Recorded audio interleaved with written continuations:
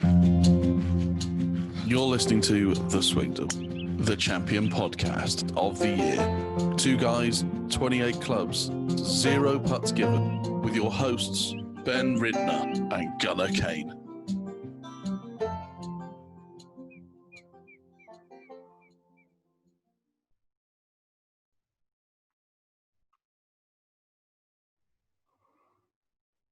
You there?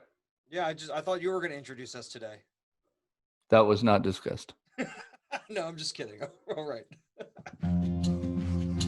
You're listening to The Swingdom, the champion podcast of the year. 2 guys, 28 clubs, 0 putts given, with your hosts, Ben Ridner and Gunnar Kane.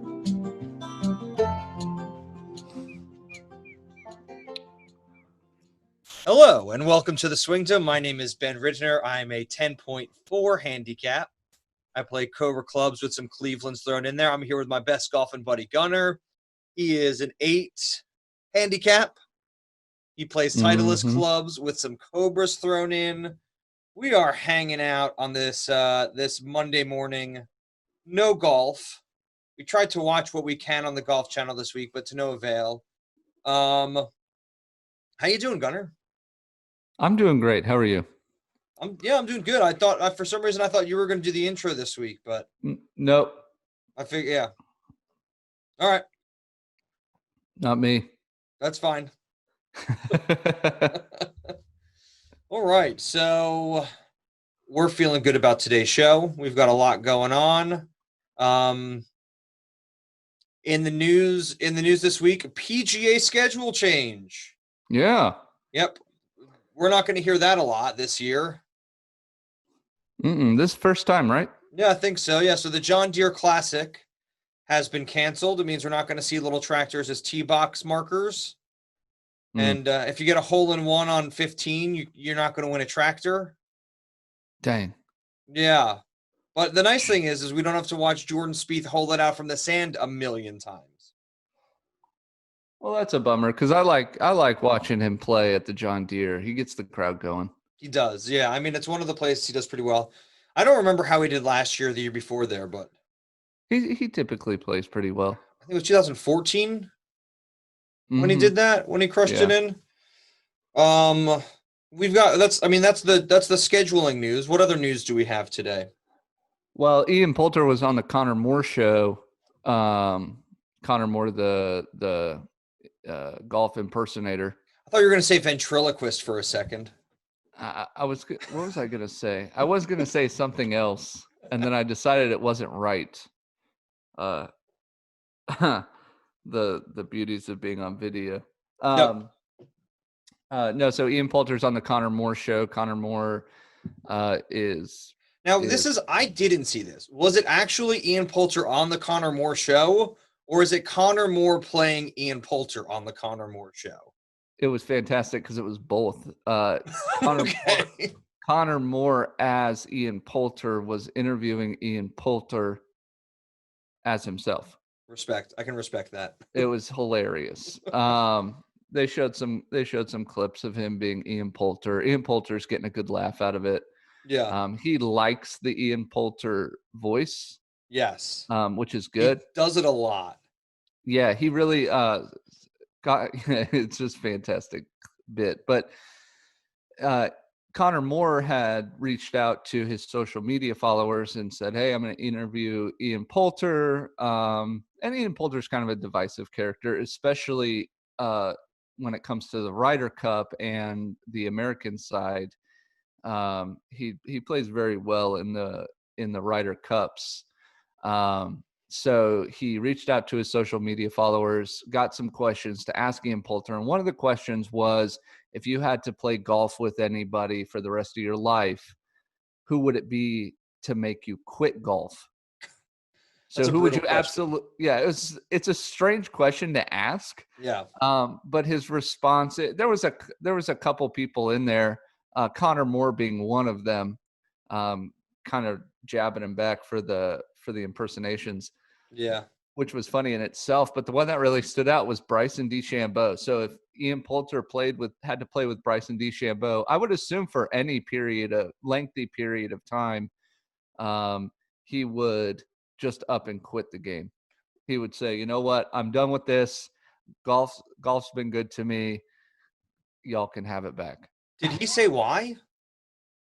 No, not really. No, they kind of laughed about it for a minute and then moved on. And I was like, oh man, just jabbing it. So I don't know if Ian Poulter even likes Bryson DeChambeau. Yeah. Now he did go on a bit and kind of mocked Bryson DeChambeau about all the sciencey stuff.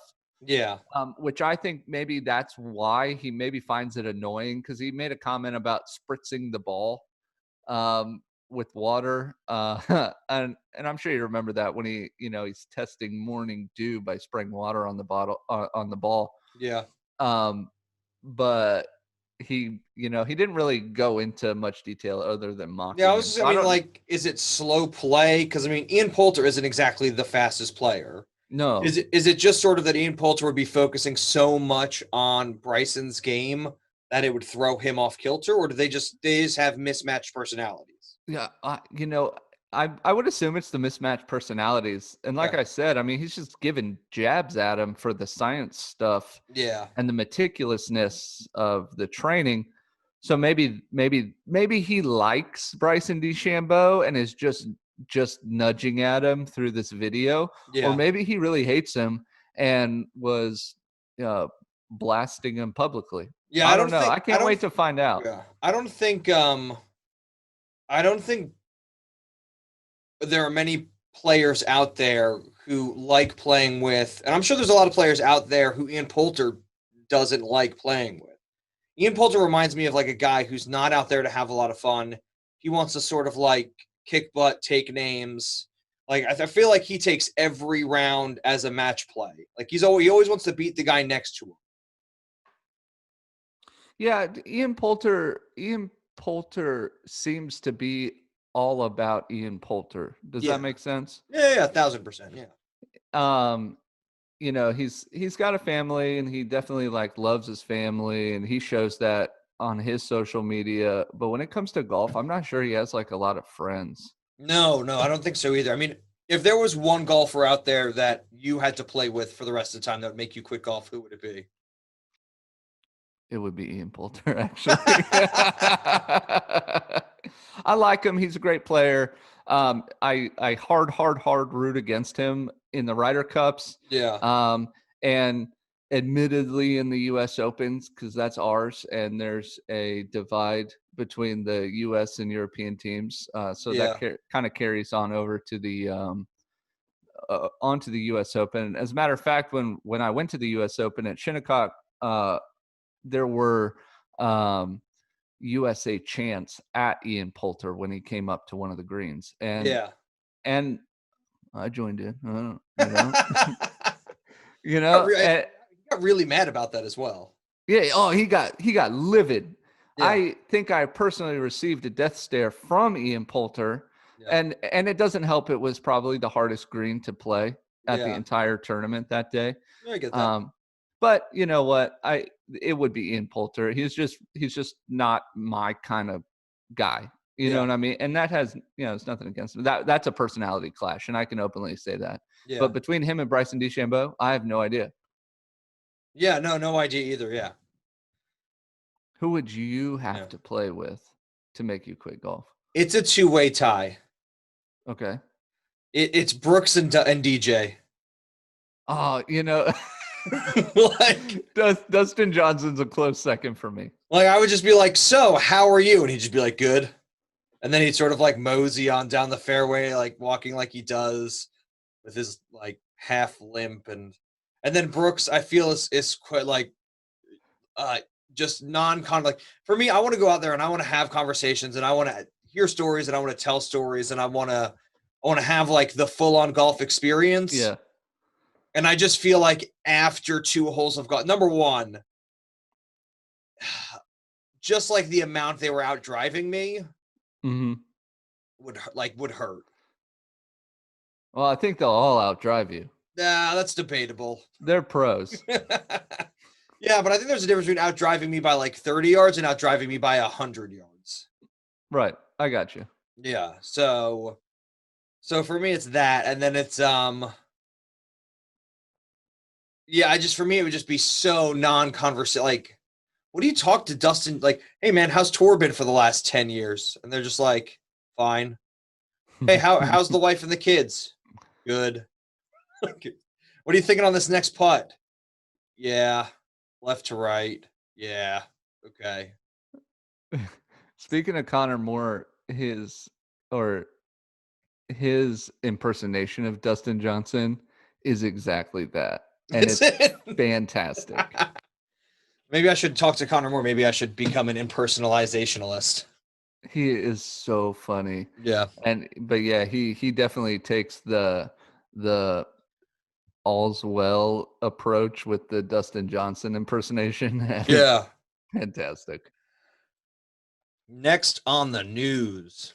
Next on the news, we have the LPGA. Now, this came out a little while ago, but basically just after we had recorded our last podcast.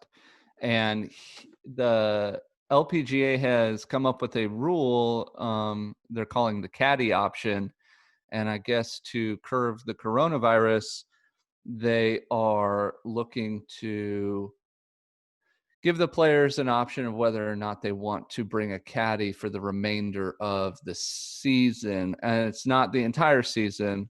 It's each tournament. They can choose whether or not they want to carry their own bags. But it's for the remainder of the tournaments. Okay. And there's some debate as to whether or not it's going to affect jobs. There's some debate as to whether or not it's going to even help curb. I was going to say, let's start the debate with the most obvious question. Mm-hmm. Do you think anybody who doesn't have a caddy will win a tournament? I think it's possible. Are they going to keep their tour bags, or are they going to go to like college bags? No, they'll probably go to Sunday bags. I would assume they go to Sunday. I wouldn't carry a tour bag. No. I mean, I would, because I'm a giant man beast who works out all the time. Well, and you'd also just want to carry around a Sunday bag if you had one. Bryson would probably carry around his bag and his partner's bag. Yeah, probably just to say he could. Yeah. And then go and win a PGA. And then at the end of the tour, be like, hey, I'll see you in the gym in 15. Yeah. You trying deadlift, bro? I mean, for me, this is sort of like, I don't think this is going to be a dramatic shift. I think we're going to see immediately how necessary caddies are for the modern game of golf. Mm-hmm. They do so much.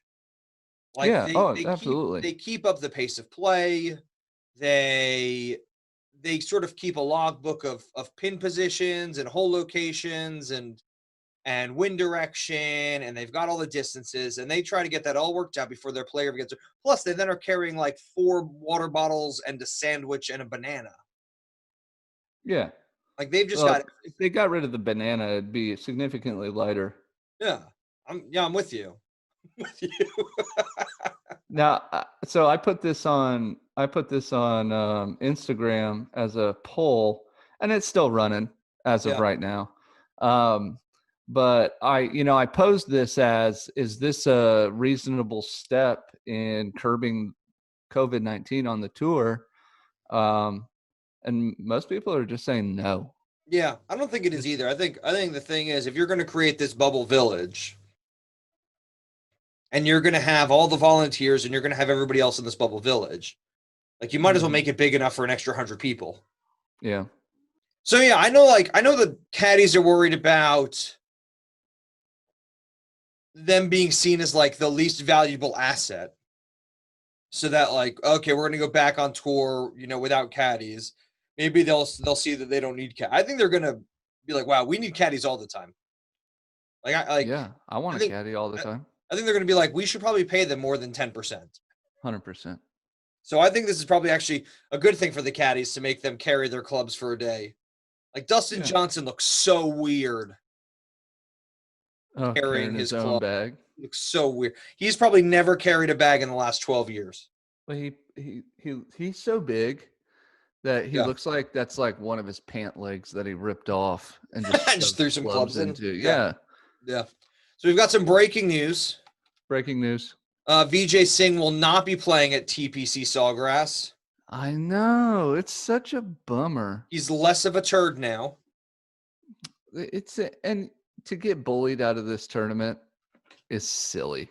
I think it would have done more for the Corn Ferry if he played it than if he didn't. Yeah.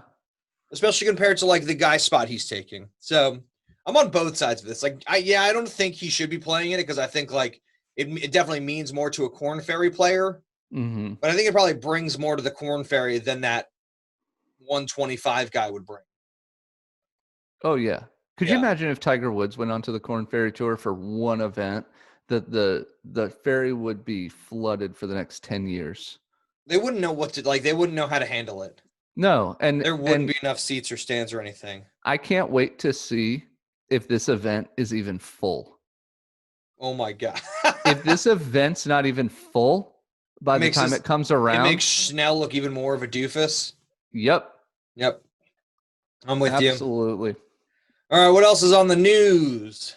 All right, so you may or may not heard of this guy. He's a two-time major champion and four-time European Ryder Cup captain, Tony Jacklin. Is that Jacqueulin?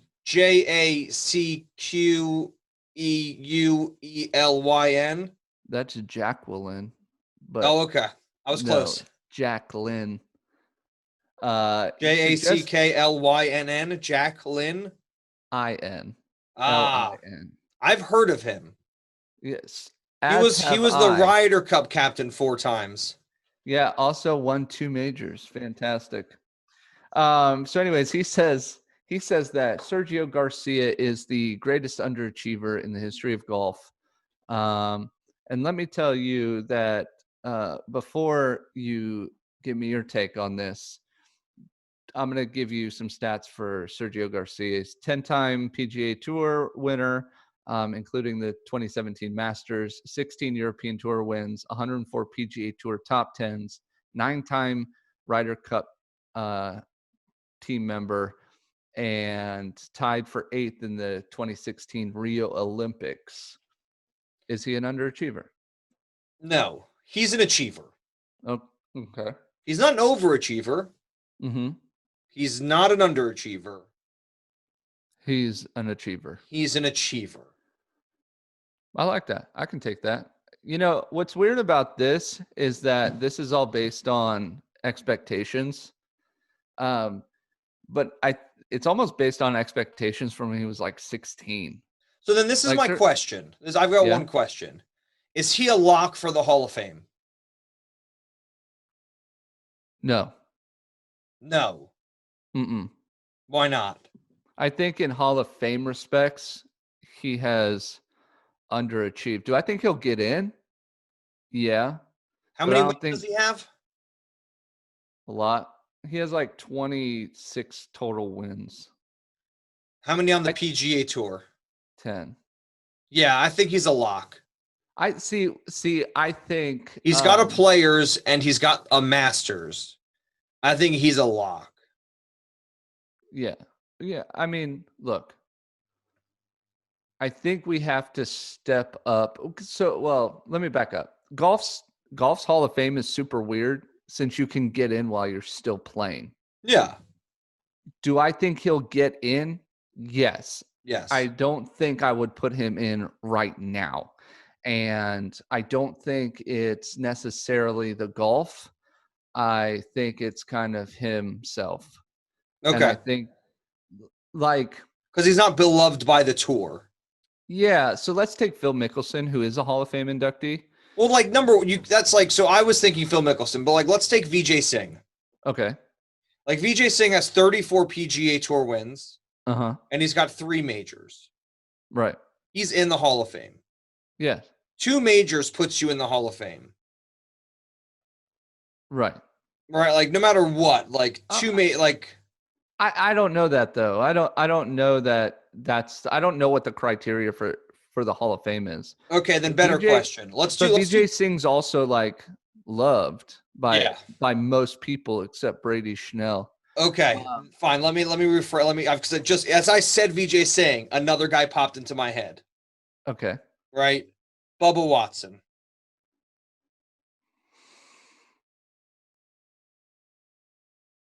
I don't know. I mean, he's a top. This is a hard question. I think he's like a top 6 player in the last decade. Do I think he's qualified for the Hall of Fame? I mean, he's got 2 Green Masters jackets. Yeah, I don't know. The reason I was going for Phil Mickelson is because of his latest controversy a couple of years ago.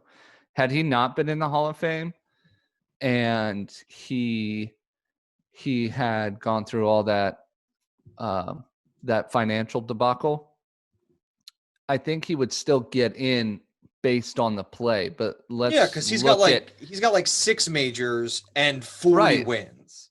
Right, and that's why. But I think he's the second winningest most player in the last 20 years. Of course, right. Of course, but let's take Sergio Garcia, who doesn't have 40 wins and 6 majors. No, but he's got 10 wins and he's got a major and a half. But he goes and gets himself into a puts himself in the middle of an embezzlement case and fraud. No, I don't think he gets. I think they hold him out for that because the on-course stuff doesn't trump the off-course stuff. Heck, all that stuff he went through with Tiger Woods. Yeah. The vandalism of golf courses that he's been caught up in. I don't know that golf's going to look at him and be like, yeah, we want him to represent us for all of eternity. I mean, so there are 2 people you can't tell there's 3 people you can't tell the Tiger Woods story without. Mm-hmm. Jack Nicklaus, Phil Mickelson, and Sergio Garcia. Agree. Like, those are the 3 people you absolutely can't tell them without. You have 2 of those guys in the Hall of Fame. I'm sorry, you have 3 of those guys, including Tiger Woods, in the Hall of Fame. I think you're right. Sergio's on the cusp. I think if he had a better on-course image and off-course image, he would be a lock. But I'm saying golf-wise, there's a strong case. 80% chance he's in on the first ballot. He's won more than most. He's got a green jacket and a Players Championship. I think when he came in on tour, people thought he was going to be the main adversary to Tiger Woods. Yes. He was going to be that racking up, and he just never could. I mean, the thing is, if I was Sergio Garcia, mm-hmm. I would consider myself an underachiever. See, that's why I don't agree with the underachiever part, because it's solely based on that expectation that he was going to take down Tiger Woods. Yeah. And I I don't think that's fair. Did he achieve as much as he wanted to? No, absolutely not. Did he achieve as much as people assumed he was going to achieve 20 years ago? No. Has he achieved? Yes. Is it enough for the Hall of Fame? That's a separate discussion. In my opinion, no. The same as I would put Dustin Johnson in the Hall of Fame, even though he has one major. He's got way more wins. He has way more wins, and he's super dominant in WGC events. Yeah. Okay, then what about Jason? Would you put Jason Day in the Hall of Fame? No. Okay. I don't think Sergio Garcia. Yeah, you can't take, and this is my personal opinion, you can't tell the story of Tiger Woods without Sergio Garcia, but you sure can still make a great case that Tiger Woods was arguably the best who's ever done it. He is I don't even want to say arguably. Sergio Garcia. He's the best who's ever done it. But you could still tell a very similar story and get to the exact same conclusion without Sergio Garcia. Yeah, that's true. Yeah, I'm with you. You would just tell a lot more about Phil Mickelson. It's a journalist who shows up and wants to promote himself at the expense of somebody else. Yeah, which I just don't love as a concept. Not only a journalist, but a previous major champion. Well, no, I'm sorry, not a journalist. I mean, like a spokesperson. Yeah, somebody who has a voice. A talking head. Yeah. people are comparing you to the greatest golfers who have ever lived. Now it's up to you to spend the time and do that, or you can go buy a football team in Spain and practice with them. Football, soccer, football, Yeah, football. because he bought his hometown football team. Yeah, look, you know what? This would be a much better take to come out with if he were inducted into the Hall of Fame. Like if Sergio Garcia was inducted into the Hall of Fame this week, and this guy came out and said, I see he's in the Hall of Fame, but he's basically an underachiever. That would be the right time to do it. Nothing's going on. You're just kind of attacking Sergio Garcia. And I also I think they're a little weird. I think they're a bigger underachievers. Like when I think of underachievers on the PGA Tour, I don't think of major winners. Because I think that's the goal. Like overachiever on the PGA Tour, Danny Willett. Oh, way overachiever. like overachiever, and I hate throwing him in here, but like Keegan Bradley. Absolutely. I love Keegan Bradley. Yeah. Monster of a guy up close. Monster of a dude. He's got 5 tour wins, and he won a major in his rookie year. Yep. But like when you win a major in your rookie year, everybody's like, where's the next one? Yep. And he had a hard time sort of coming back to that. I mean, you could sit back and say Rory McIlroy is an underachiever. I wouldn't. He's had like 6 years to finish the Slam. Oh yeah, I mean if you're talking about the career Slam, sure, but like he's underachieved at the Masters every year since 2012. My biggest underachiever, I love this guy. Biggest underachiever in golf, in my opinion, Ricky Fowler. Yeah, I mean but that's the thing. It's like waiting for a major. He's won the Players. He's won Quail Hollow. He's won at Bay Hill. Mm-hmm. Like he needs a major. He came in the top 5 desperately. He needs one desperately. But as soon as you came get in the top one, 5 in all 4 1 year. I think that's the thing. I believe is if they're talking about you as if you're one of the best players who doesn't have a major, then you're an underachiever. If you're a good player who has a major, you're an achiever. Sure. And then if you're like Rory McIlroy, Phil Mickelson, Tiger Woods, you're a bit of an overachiever. Yeah. Oh, I've got this. Number 1 unachiever of all time. Jack Nicklaus. No. That's our next podcast because I'm going to argue with you so much. No. We're going to do number 1 underachiever. No, we're going to have to do a bonus podcast to just argue this point. There's only one thing I'm going to say. He's got 21 runner-up finishes, second places in majors. You're ridiculous. You're a ridiculous human. How does that make me ridiculous? He's not an underachiever. How could you sit there and say Jack Nicklaus is this is why we need a bonus podcast because I'm getting mad. This is There's no way that Jack Nicklaus would ever be considered an underachiever. Nicklaus holds the records for most runner-up finishes in majors with 19. What if he had 37 majors? He'd be better. He'd be the greatest player of all time.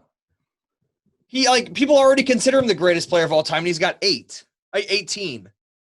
No, it would be undisputed.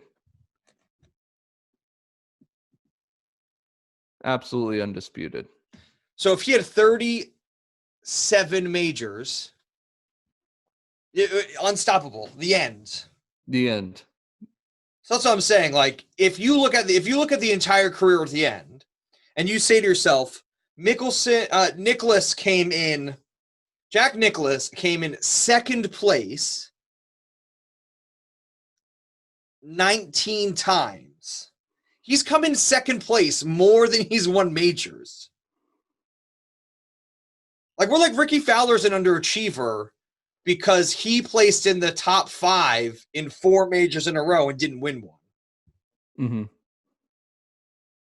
All right, I guess we'll do a bonus pod. Yeah, we're gonna have to because I know you're itching for a conversation. And I'm itching to give you one. I know you can't be like the maximum achiever and still be an underachiever, but I feel that way. And you can't also throw this conversation into the news segment. So Okay. we're gonna have to do it. We're gonna have to do another one just on this. Just on underachievers. Yeah, let's do an underachievers podcast. Let's Okay. do that. Yeah. All right. And then the last thing on the news. This is my favorite thing on the news. This shocked me, completely shocked me. This is from golf.com. Apparently, Tiger Woods. All right. So Tiger Woods played for Nike for a long time. One of the biggest revelations in equipment has been Tiger Woods coming over to Bridgestone Golf to play with the Bridgestone golf ball. Right. Yes. He plays TaylorMade clubs, but there was this huge deal in him going with the Bridgestone ball since Nike quit making equipment. Yeah. It turns out Bridgestone has been making Tiger's golf ball for almost 20 years now, and they've just been stamping the Nike logo on the ball. Really? Yeah. How do you pull that off? Briefcases. All right, so I'm just going to read you this little excerpt. During testing, Woods blew through numerous versions of the Tour accuracy, carefully detailing its shortcomings for Devlin and Hideki Rock Ishii, a Bridgestone golf engineer who was actually bringing the ball to life. Woods confirmed earlier that this year, Bridgestone made his Nike ball for nearly 18 years. Devlin and Ishii spent countless days and hours crisscrossing the country with prototypes in suitcases, sometimes interrupting vacations. And they would go to wherever Woods had time to put the latest version of the ball through their paces. So Tiger Woods is getting a Bridgestone ball, having the Nike logo stamped on it. And I would assume this is probably for Nike's profit purposes. Tiger Woods says, look, I'll play strictly Nike for millions and millions and millions of dollars, and then comes to Nike and says, look, guys, your ball sucks. Yeah. I like this other ball. You let me put your logo on this other ball. Nobody will be the wiser. You'll still make a ton of sales. I cannot win with your ball, and you're paying me to win. If only they had put that Nike stamp on that Scotty Cameron putter and let him putt with that putter for those 3 years. Yeah. I thought that was incredible. The thing is, it doesn't surprise me. It doesn't? You're not surprised? No. Number one, remember I was talking about Miura golf clubs? Mm-hmm. So there's been a rumor going around for, I guess, 15 years or just about 20 years or something that Miura golf clubs, because he has such a pure way of forging his irons, mm-hmm. and because he's like a Japanese master, that he forged the heads for Tiger Woods's Titleist clubs in the late 90s and then sent them over to Titleist. Oh, I wouldn't be surprised about that. Yeah. And then Titleist stamped their own, but they're not Titleist clubs, they're Miura clubs with Titleist stamping. Well, see, in my opinion, that would be a little different, though. You're kind of just giving the specs to a club maker, and you're Titleist. You're a club maker. You're Nike's advertising the golf ball and saying this is the golf ball Tiger Woods wins with, and then it's false advertising.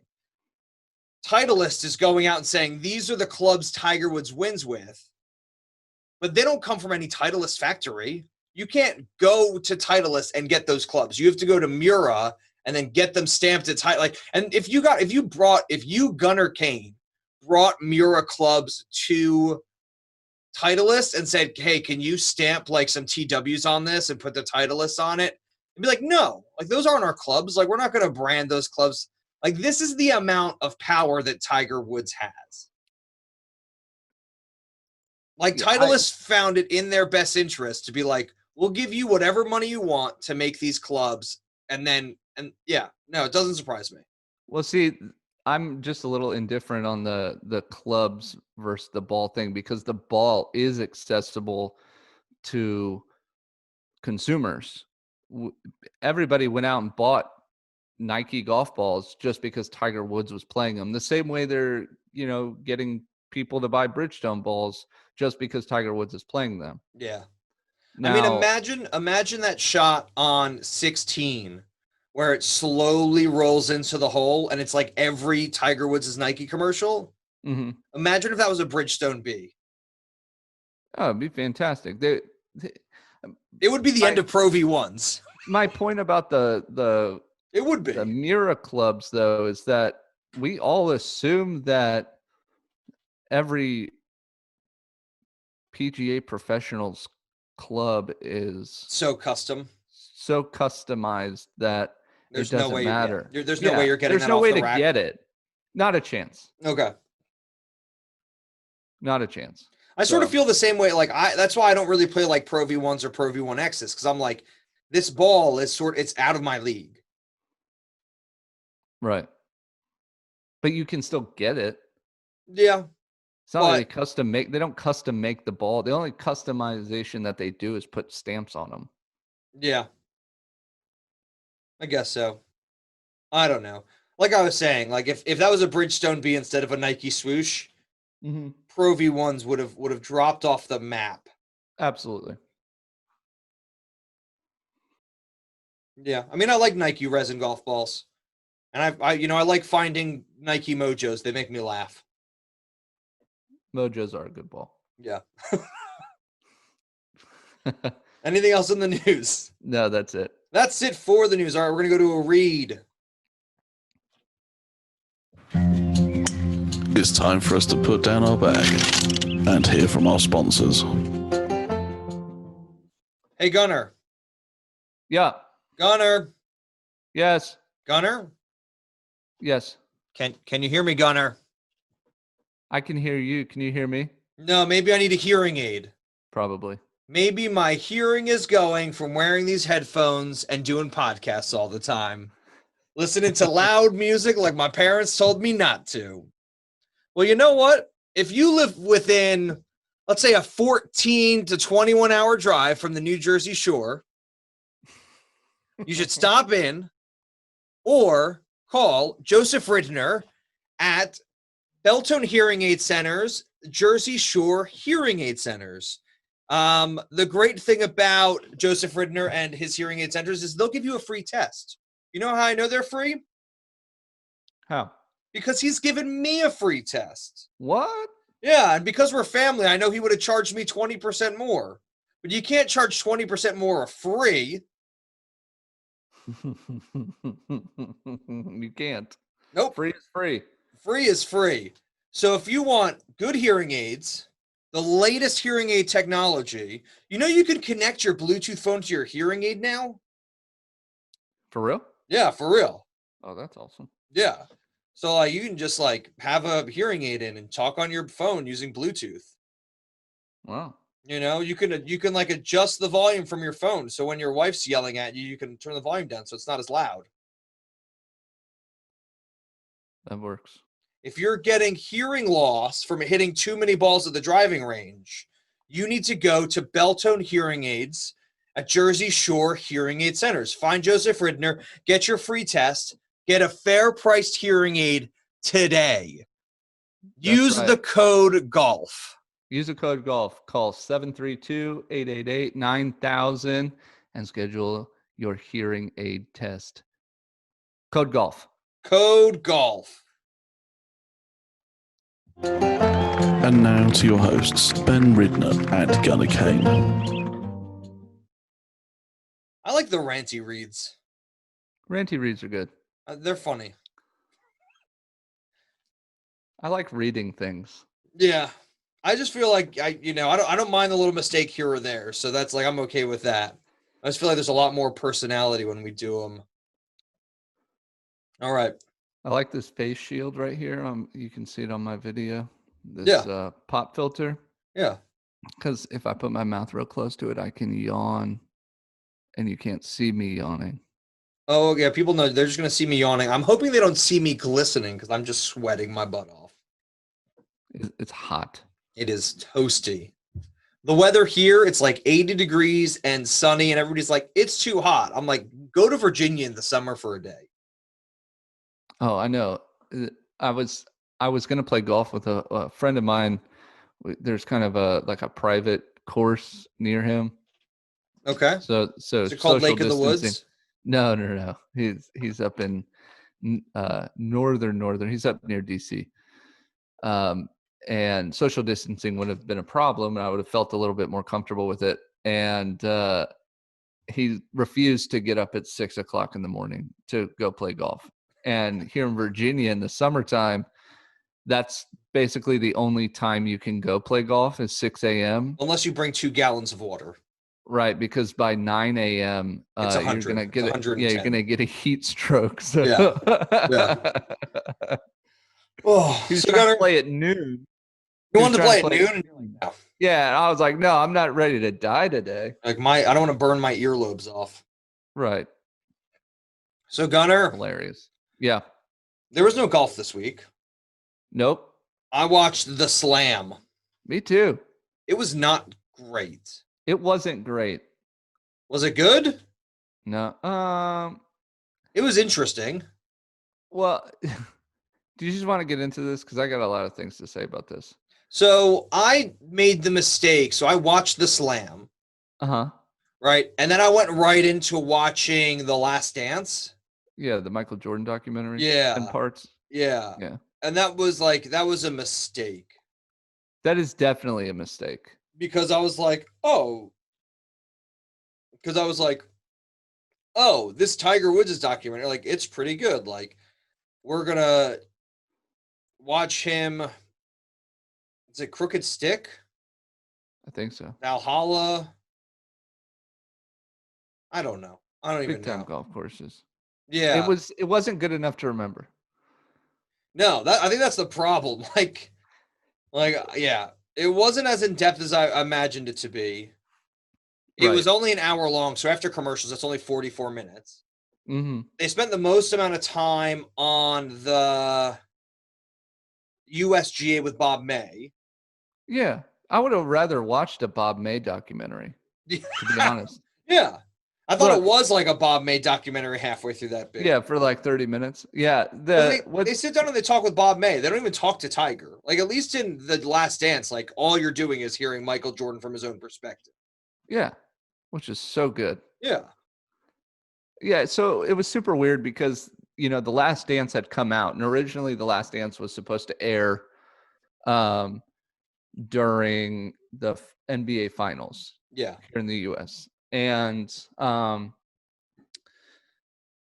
it comes out, it's being released 2 episodes at a time. And then the Golf Channel all of a sudden has this Tiger Slam. They're promoting it like crazy. They're promoting it like crazy. And basically, without saying it, I guess, but a lot of media outlets were saying it right on the nose.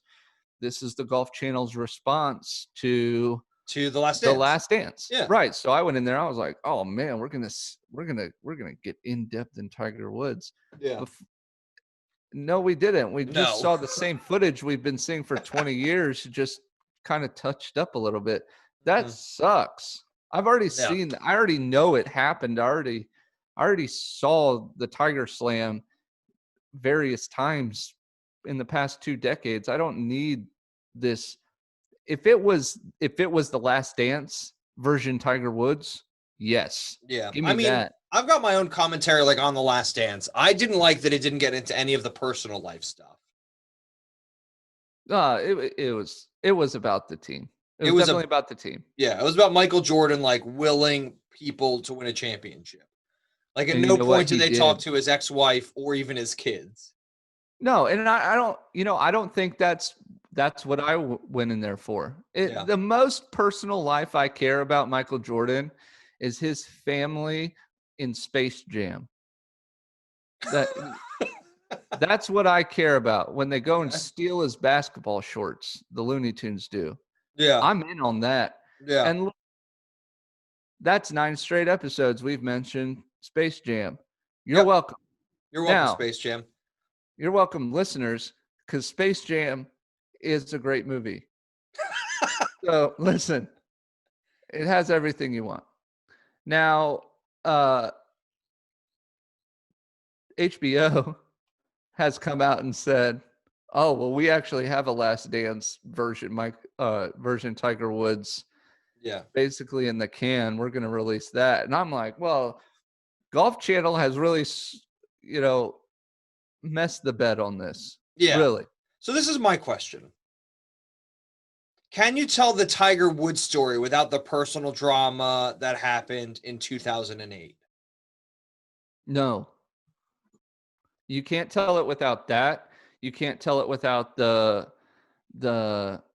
car crash, and you can't tell it without the back injuries. Obviously, you have to get into the back injuries, but that led to a lot of stuff. We've got to get into the knee injury first. Yeah. Because there's a ton of speculation around how the knee injury happened that he won't talk about. Yeah, and I at least want 30 minutes on the broken leg. Yeah. 30 minutes. Yeah. Tops. Minimum. Mm-hmm. I can't decide. I want a lot of time on that. Well, that's like in the Hank Haney has a book, and he basically said that Tiger Woods would go to Navy, SEAL, and Marine training. Mm-hmm. Like he would. There's a lot of weird stuff about Tiger Woods and the military that isn't discussed a whole lot. No. And I'd like that perspective too. Yeah. Let's get into that. Don't show. I know he had all 4 majors. I know that. I've seen that.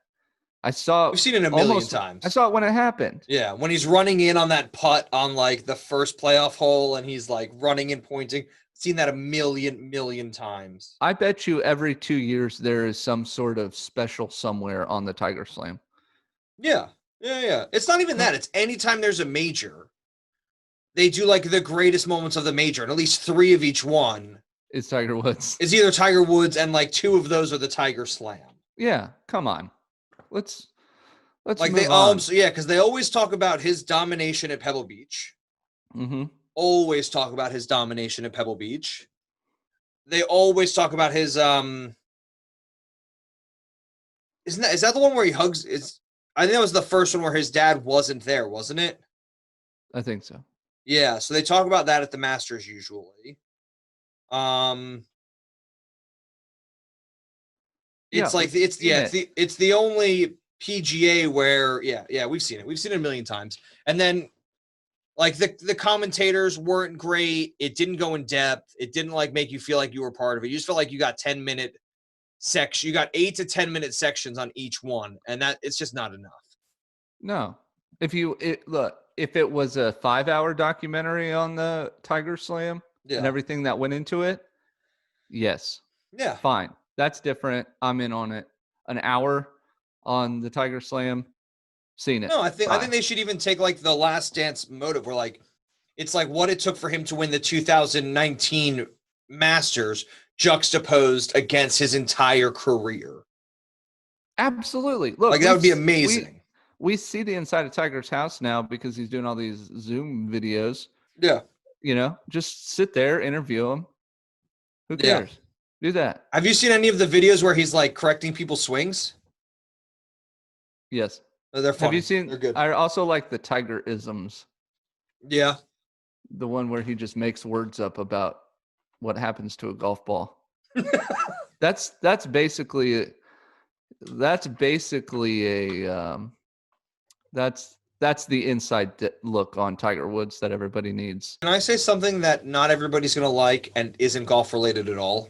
Sure. I love Dennis Rodman. Yeah. I love Dennis Rodman. Who doesn't like Dennis Rodman? His basketball acumen mixed in with his ridiculous lifestyle and expectations made me love him. Yeah. All right. That's it. I just wanted to say that. I agree. I think people sort of get mad at him because he like hangs out in North Korea. Yeah, but that's now. Yeah. He got the boards. You know what I mean? No, I mean, like, I Come on. still love him. Like, he's doing all sort of like weird hand gestures and like, Oh, he's super like, and crazy. then he's I like, like they him. shoot, and then it goes whoosh, and then I go whoosh, and then whoosh, whoosh, whoosh. Gah. That's exactly what I'm talking about with I was Tiger like, Woods. that's amazing. Yeah, that's exactly what I'm. Yeah. Like he's talking to Jason Day in one of them, and I hope I get the word right because it's kind of silly to say, but Jason Day hits a shot and he goes over and he says, "Yeah, I really like that one. That had a nice little bloopsy to it." And I was like, "That doesn't make any sense." Bloopsy. Yeah, or you got to sploosh it out of the sand. He was like, "Oh yeah, I turn my Those are hands just over and get a onomatopoeias. nice sploosh." That's all he's doing. Yeah, I like that. It's fantastic. I'm gonna go sploosh some stuff out of the sand. Stuff. Yep. Yeah, it's a sploosh shot. I'm like, well, I've never heard of that. Nope. I'm gonna try it though. I'm gonna work on it. I'm with you. I need that in my bag. What's next? That's it. That's all I got. How excited are you for Colonial? Oh, I'm pretty excited. Are we gonna do a hot mic for the Charles Schwab Challenge? Look, so I put this together, and some people were saving it, so I don't know if this had come out because I did a ton of research. You know, I like the number stuff, right? Yeah. And all the data. So I went. 17 of the top 20 players of the FedEx Cup points are going to be there. Yeah, and 7 of the top 10 world golf. Yeah. World official golf world rankings are going to be there. On average, there's only 3. Yeah. That's pretty exciting. We had speculated this in the last show that this would be the biggest venue that Charles Schwab had ever seen. Yeah. And that was dead on. It was pretty cool. I mean, for me, like the most interesting thing isn't going to be the play. Mm-hmm. Like so NBA and NHL are like, let's go straight to the playoffs. Mm-hmm. Normally, PGA players are like, let me pick and choose where I like to play. Let me go to courses that fit my eye. Mm-hmm. Like, let's, this is a marathon. This isn't a sprint. It almost feels like a sprint since so many Now tournaments it's a have been sprint. canceled. Right.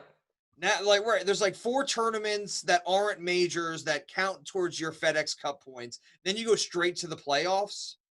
Mm-hmm. Like when there's normally 16, you know how this is a sprint. This is going to be fun to watch. The best players in the world have to be there, or else Sung Jae Im is going to win this thing without any competition. Yeah. I think that's what I'm most excited about is that every tournament is going to feel like a major. Every tournament is going to have so many more points. Every tournament's going to matter. You're going to have to see the best golf from the best players. If Brooks Koepka ever wants a FedEx Cup title, Mm-hmm. he's got to start taking it seriously now. Yeah. Like this is probably his best chance. Oh yeah, it's basically everybody's best chance. It's Ricky. It's his best chance to get a FedEx Cup. Yeah. Ricky's best chance to get a major. It's Phil's best chance to close out with the U.S. Open. Yeah. It's Tiger's best chance to break the all-time wins record or to repeat the Masters. Or to repeat the Masters. Yeah. It's Rory's best chance at the Masters. Yeah, it's everybody's best chance. He's going to win it. It's everybody's best chance to get what they've been struggling to get. You think Rory's put too much? Yeah, you think Rory's put too much pressure on himself to win the Masters already? No, not anymore. He already said he was going to win it because there's no more pressure. You think there'll be fans at the Masters? No. Go get your green jacket. They better have his size in the closet waiting. Rory, get it. Win it. I mean, if Bryson DeChambeau wins, you know they're going to have to like let out the arms before they put it on him. I'm going to freak out.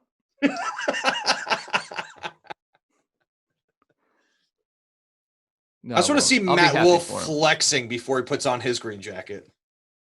Yeah, like he opens up he tugs on the sleeve a little bit and says, "I don't know if these guns are going to get through that." Yeah.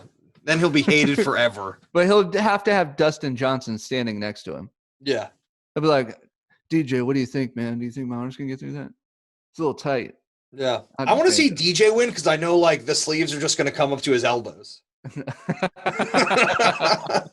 Just going to look like a t-shirt for Dustin Johnson. No, they tailor. From what I think, you know how there's a good like 30 minutes before this actual. I don't think they tailor it. I emergence? think they probably have the They have sizes of the top 10. Well, for Dustin Johnson, they're gonna have to have a seamstress or a tailor on hand to just quick make it. They're gonna be like, no, this is gonna be a real bad look. Somebody go get like Tiger's fourth one out of his locker. We're gonna need some more fabric. Or it's gonna be like, or it's gonna be long enough, but it's gonna be way too big, and it's gonna look like he's wearing like 6 bulletproof vests under his jacket. It's gonna look like they're like, oh, I guess that's John Daly's that they couldn't. Yeah, they're gonna have to like pin. They're gonna have to like close pin the back, and they're gonna say, No, look, not John Daly. 'Cause John Daly doesn't have one. Yeah. Don't turn around on camera. That'd be hilarious. It has like binder clips pinching the back. It's gonna be great. Yeah. Now I kind of want him to win, but he's not going to because Rory McIlroy is winning the career Grand Slam this year. Mark my words. Okay. That's what I'm calling it. I'm with you. I would like him to win. I'd also like Tiger. I'm gonna go Tiger and Rory versus the field. For sure. Yeah. That's solid. Okay. And hot take, Ricky Fowler's winning the 2021 Open Championship. Okay. Not a bad hot take. That's my call. 2021 at Royal St. George's. Yep. 2021 Ricky Fowler Open Champion.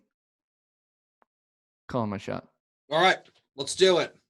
It's time for us to put down our bag and hear from our sponsors. Hey, Ben, have you been working out lately? Yes. Good. Hey, do you have any like protein powder or, vitamins or some supplements? So I just ran out of protein powder. Oh, man. Well, I got a perfect place for you to go.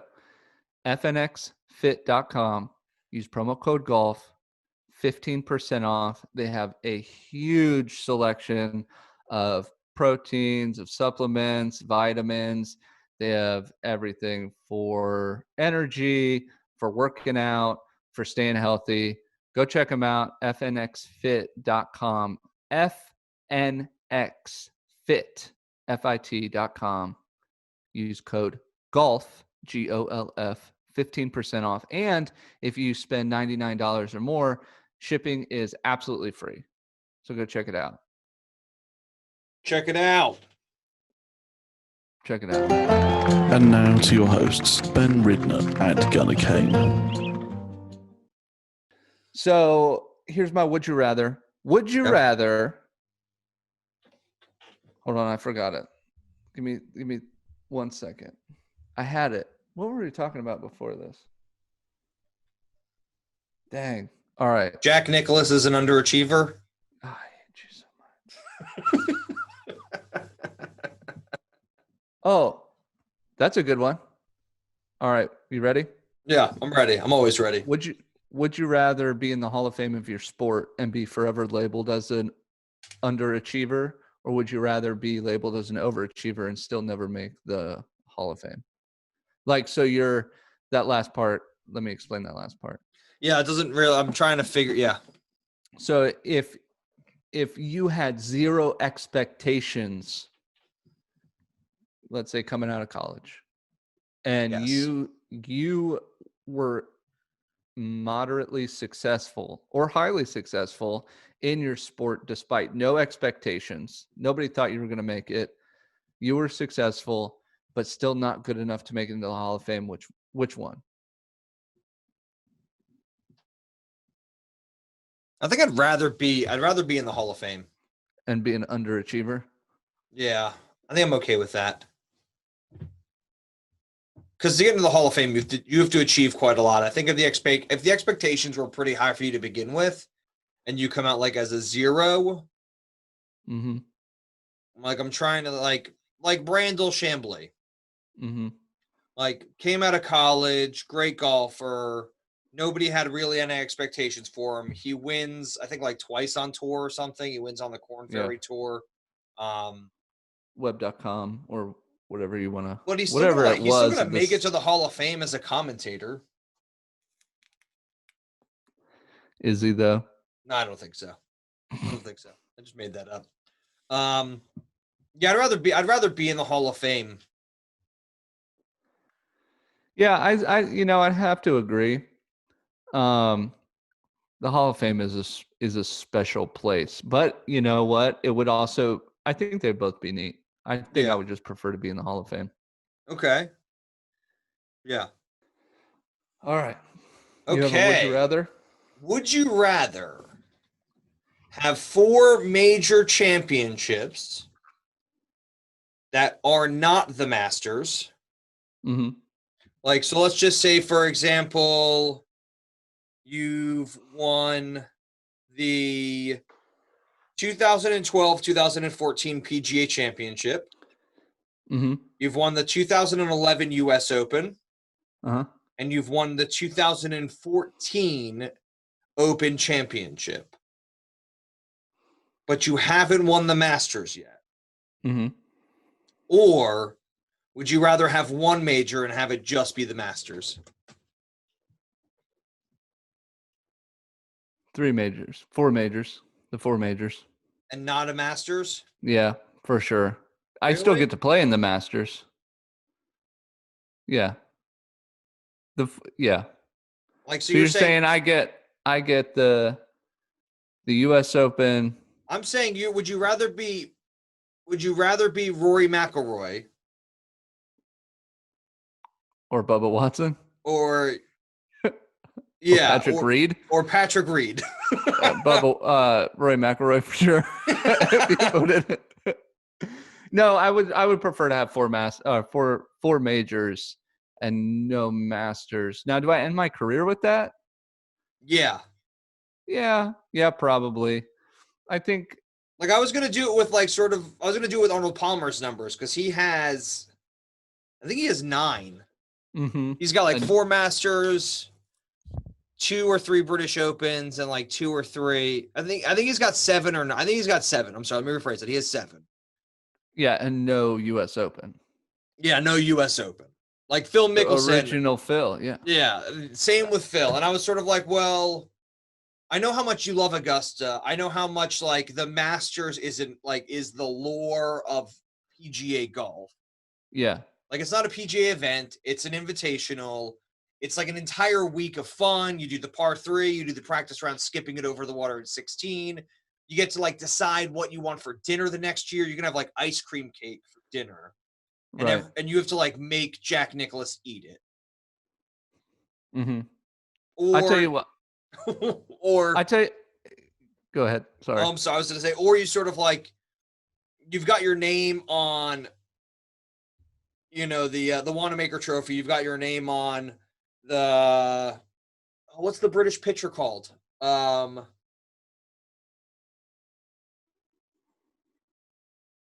You're the championship golfer of the year. It's the Claret Jug. The Claret Jug. I was just letting you work through that. Sorry, I would not have gotten that. It would have been another 10 minutes. I have never heard of it called the British Open Jug. Pitcher? Pitcher. That's what it is, though. You you pour things out of it. Yeah. Yeah. No. Look. Let me tell you. If you had pitched this to me, like you can have 4 majors and never get to play the Masters, or you can only have the Masters and you win it, but you get to play in all the other ones, I would have picked the Masters. So let me tell you. I'm in it for the experience of playing Augusta. If I played Augusta today, dream come true. I'd probably quit golf because that's all I ever wanted to do anyways. But just play it. Just play it. I just want to play it one time, and this entire journey I have been on can be over. Okay. I can stop worrying about it. I can move on to other things. Okay. But I also know that today I would not win the green jacket. I'm not in it for the green jacket. I'm in Okay. it to one day play Augusta National in my whole heck. I just want to go to Augusta National, and the lottery is unfavorable to me. Me Listen, too. Yeah. I just want to play it. So if you had said I could have 4 majors, but I could never ever play at Augusta National, I would have picked the Masters. Okay. I've got some caveats for myself. Mm-hmm. For me, it would be to win the Masters. Okay. Because I think there's just so like you get to go forever. There's just so much lore behind it. You get a locker. Like you get to go be celebrated for a week every year at the Masters. That's right. Like they can never turn you away from Augusta again. The only other way I wouldn't do it is if it would have to be at the old course of St. Andrews. Mm-hmm. It would have to be a US Open at Pebble Beach. Mm-hmm. It would have to be a US Open at probably the Black Course. Yep. Why can't I remember the name of this course now? What's the Black Course? The New York State Park. Mm-hmm. You forget it as well. Bethpage. Bethpage Black. Yes. That's 2 times now, man. I'm sorry. Well, we're almost and like where would the PGA have to be? I don't know. Then the PGA can be anywhere. Yeah. But it's got to be like those 3 courses have to be like the champion Involved. Yeah. Right. But yeah, I'd probably go with the Masters. All right. I like All it. right. What'd you do in golf this week? I put new paint jobs on my putter. You guys saw that on Instagram. Yep. I put new paint jobs on my son's wedges. He went for Ricky Fowler orange, so all his Cool. Vokey wedges are now orange. Nice. They came out pretty cool. We shared that because that was up on his Instagram. Yeah. And then I did like a whole new work job on my daughter's putter. She's got a new grip. Everything's in pink, glitter face. That turned out really cool. And That's then cool. pink paint fill. That is really cool. So yeah, I've just been painting clubs because I got all my stuff in that I had Yeah. ordered because I'd run out. You've got to teach me how to paint clubs because I accidentally pulled the head off of my Scotty Cameron bullseye putter. Well, speaking of that, actually, I learned how to torch. I learned how to oil torch metal. So I should send that to you? Yeah, well, send it to me when I actually practice. So I don't want to ruin your putter. Yeah, don't ruin my putter. No. I can send you a few other putters you can ruin. Oh, please. If you don't mind paying the shipping, Yeah. I will play with No, I think there's a few metal like putters. old McGregor ones in the barn at the house. Mm-hmm. I might have to go pick them up. I know I have then one that I can try. Taking lessons again, so I'm working on my swing again. Good. Shortening up my backswing, opening up on the backswing, and then my goal this week is to break 40 at my par 35 9-hole golf course. Well, there you go. So I've shot sort of 41 to 42, so like 5 over to 7 over. I want to break sort of like 5 over. Yeah. I want to get back. My handicap's a 10. I dig it. I want to get back to sort of like my handicap. Mm-hmm. So that's my goal this week, playing golf. Oh, and having lots more YouTube videos up. I like that. Yeah, so we're going to have a decent amount of YouTube videos up. So you guys enjoy. Thanks for listening to the Swingdom again. Yeah, and go check us out, like Ben said, on YouTube. Yep.